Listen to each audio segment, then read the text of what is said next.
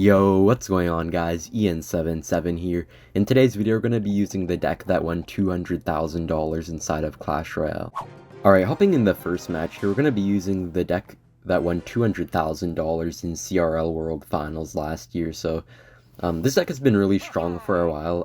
Lumberloon Freeze, it has always been around. It was like really good at one point, but then kind of fell off a little bit, but Bowler got kind of like a rework, and then ever since then it kind of was slowly creeping back into the meta, and now it's quite a good deck, even competitively. So, gonna see what we can do here with it inside of a GC. And in the first match, this guy's gonna have Bar Barrel plus Magic Archer. I'm just gonna NATO it just to cycle, because the one problem with this deck is that you do have like a really awkward cycle.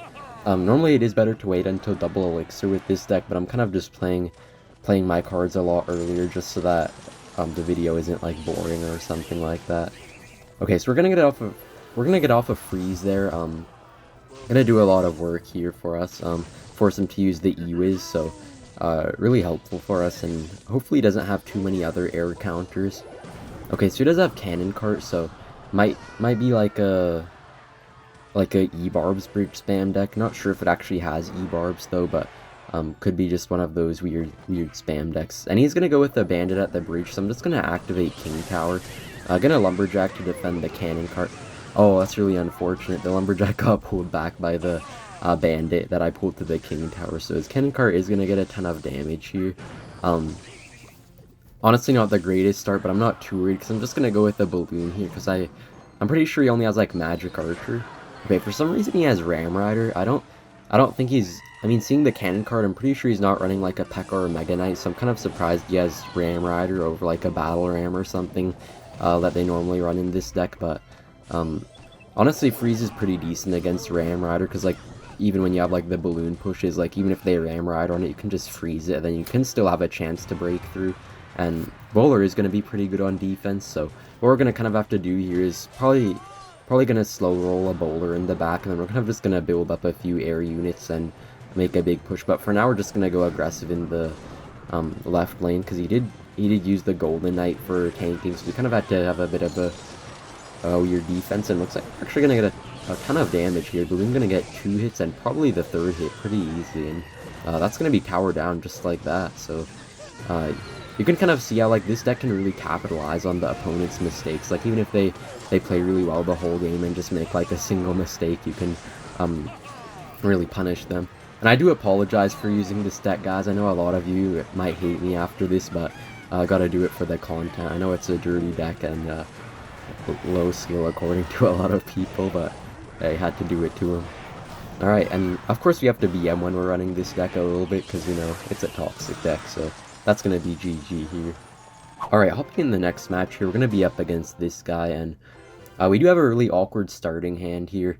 To be honest, the only first play I'd make with this deck normally is just like a Bar Barrel or something, but just for the sake of the video, I'm probably going to play something here in a second. So he does go with a Goblin Barrel, so made it a bit easier for us. So probably going to be Logbait, but we have to figure out what version it is. So he does have Skarmy, which they don't usually run unless they're playing double barrel bait, so could be that. And I'm actually just going to go with a really aggressive Balloon here, because there's the Rage of the Lumberjack and the supporting Baby Dragon. And we are going to get a really nice King activation off against the Skelly Barrel and take 0 damage on our tower as well. You can always really easily activate your King Tower against the Skelly Barrels if they play it in that position. And even if they play it in a position like more farther to the edge of the arena, you can still activate King Tower off of it if you get the perfect timing, but sometimes you do take a little bit of damage if that's the case. Alright, so and we're also always going to be trying to use our Bowler here on his Goblin Barrels if we can, because it will always fully counter them and gonna give good counter push. And we do actually have drop glitch on our Baby Dragon. I was kind of trying to make a push there, because I knew he had Valkyrie out of cycle, so I was thinking he couldn't defend it well, but us using the Baby Dragon really late because of the drop glitch kind of ruined us there, but not too bad overall. Kind of surprised I'm getting drop glitch with this deck, because you kind of expect to get it only with cycle decks, but it seems like even heavier decks can sometimes get it. Alright, so we're just gonna Balloon here. It's gonna force out an Inferno Tower, but I'm pretty fine with that. We're just gonna freeze it just to make him spend even a little bit more on it. He's gonna Princess, so probably just gonna NATO the Princess into the Death Bomb. Okay, I'm not actually sure if that's gonna hit it. Unfortunately, we kind of messed up the timing a little bit there, but luckily double elixir did hit, so should be fine there, even with the bit of a mistake.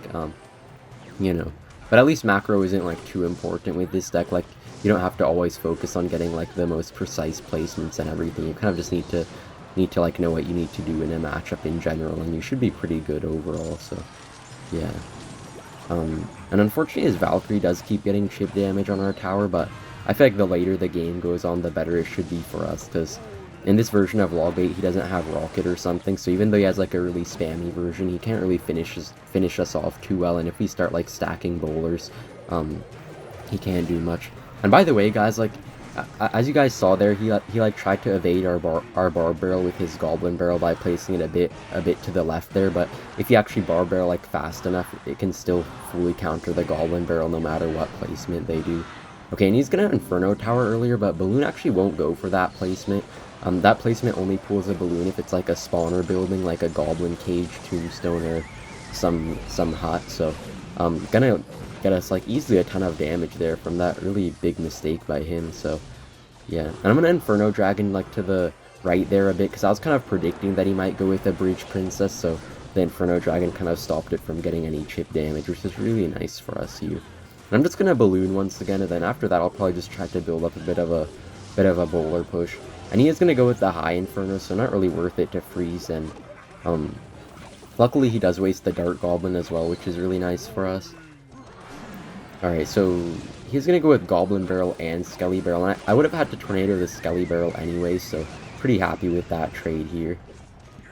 And we might be able to finish him off with this push. We're gonna get like a baby dragon to hopefully finish off the princess here in a bit, and gonna get a bar barrel off as well, because even though it's good against his goblin barrel, I kind of need it to distract his Inferno Tower, because sometimes he goes with them too high to freeze it. And looks like that's gonna be GG, because you can see he was like playing really well the whole game, but a couple mistakes and he lost just like that.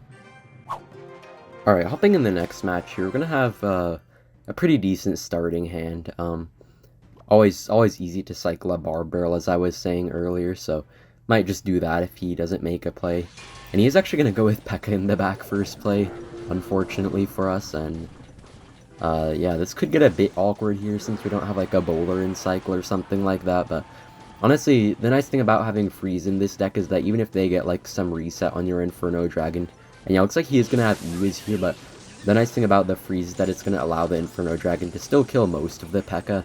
Not quite all of it, but could have been a lot worse without the freeze, and he will probably get quite a lot of damage here. We couldn't really do too much with like the really weird cycle, but that's kind of just what happens when you're playing this deck. It doesn't have like the, I don't know, like it doesn't have a proper response to every card sometimes, but still looking pretty fine for us here. And Bowl are going to be a really nice counter to his Battle Ram, so definitely a lot better for us that he has Battle Ram over like a Ram Rider or something, so should be pretty helpful. And I'm actually just going to Balloon here, because I'm hoping he spends something expensive on the bowler and doesn't have enough for the Balloon, but looks like he does have enough for the Ghost there, and he's going to defend with the Ewiz as well, so maybe not the best Balloon there, but we should be fine here. I'm pretty sure it's like quite a lot better to wait until double elixir when you're facing a Pekka deck with Lumberloon, but doesn't really matter too much. We're not in the best spot here, but we didn't take too much damage, so I'm fine with that. As long as we preserve like at least half of our tower or so, we should be looking pretty good here. And he does actually have Log in this version over Zap for some reason, so I guess that will help us a little bit here. We are going to also get a NATO off against this Battle Ram just to make sure it doesn't get any damage on our tower. We already took like a decent amount, and double elixir is about to hit, so I don't really care if I overspend a little bit on defense. Alright, and this guy's just gonna go with a Pekka at the bridge.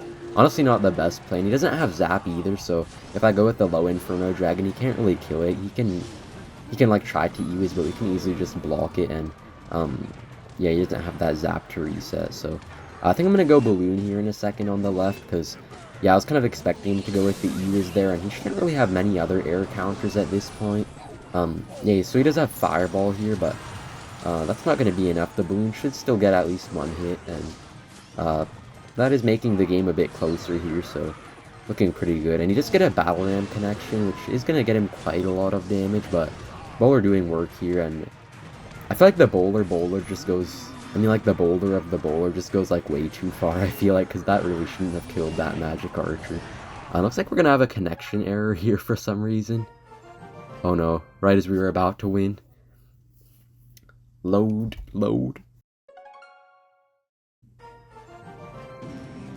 Alright, we're back.